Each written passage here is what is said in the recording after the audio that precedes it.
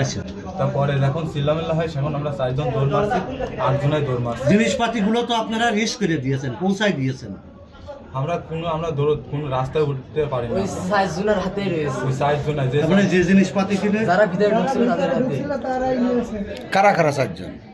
তরিকুল, বাড়ি, বাপের নাম, গ্রাম, ডিটেলস বলবেন। তরিকুল, বাপের নাম? মহামিয়া, বাপের নাম জানি না। তাহলে বন্ধুত্ব হলো কিভাবে? ওরা অনেক সিনিয়র, আমরা আজকে আসছি, আমরা মানে অত পরিচিত না তাদের সাথে। কোথায় বাড়ি হতে পারে সম্ভাব্য? মহামিয়া সম্ভাব্য কোথায় বাড়ি হতে পারে? কোন থানা এলাকায়? সদর ঝিনাইদহ। ঝিনাইদহ সদর। গ্রামটা জানো কি গ্রাম? মহামায়া গ্রাম। মহামায়া গ্রাম। ওই ছেলের নাম কি? বাপের নাম? রামচন্দ্রপুর। রামচন্দ্রপুর রাস্তা থেকে আমাদের ফিরে নিয়ে আসছে। ওই এরা 5 জন গেছিল।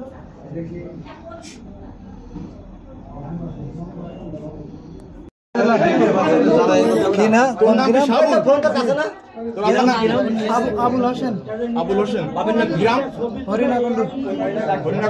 হরিণাকুণ্ড পার্বতীপুর। বাপের নাম কি? আবুল হোসেন।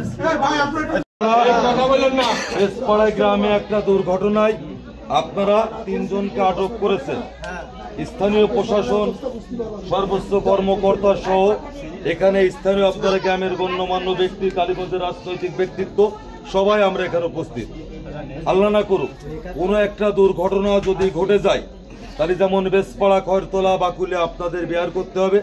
পাশাপাশি আপনাদের আমাদের সকলের প্রিয় নেতা জনাব সাইফুল ইসলাম ফিরোজ ভাই, তার বাড়ির পাশে আমরা বাড়ি চলে গেলাম, সে ফোন করে করে বারবার আমাদেরকে করে আপনাদেরকে পাঠিয়েছে। আপনাদের কাছে অনুরোধ করছি, আপনারা ফিরোজ ভাই সবাই ভালোবাসেন, এখানে প্রশাসনকে দয়া করে কাজ করতে দেন। আমরা জানি এখানে একটা ক্ষতি হয়েছে, সেই কারণে প্রশাসনের কাজটা প্রশাসনের করতে দেওয়া উচিত। আশপাশের 4-5 গ্রামের এখানে আমাদের থানার ভারপ্রাপ্ত কর্মকর্তা সহ অনেক অফিসার আছে এখানে, আমরা সবাই মিলে প্রশাসনের কাজটা আমরা করতে দিতে চাই। আপনারা আমাদের আপনারা সহযোগিতা করতে চান, আমরা রাস্তায় যাই, যে প্রশাসনের গাড়ি আমরা সহযোগিতা করি।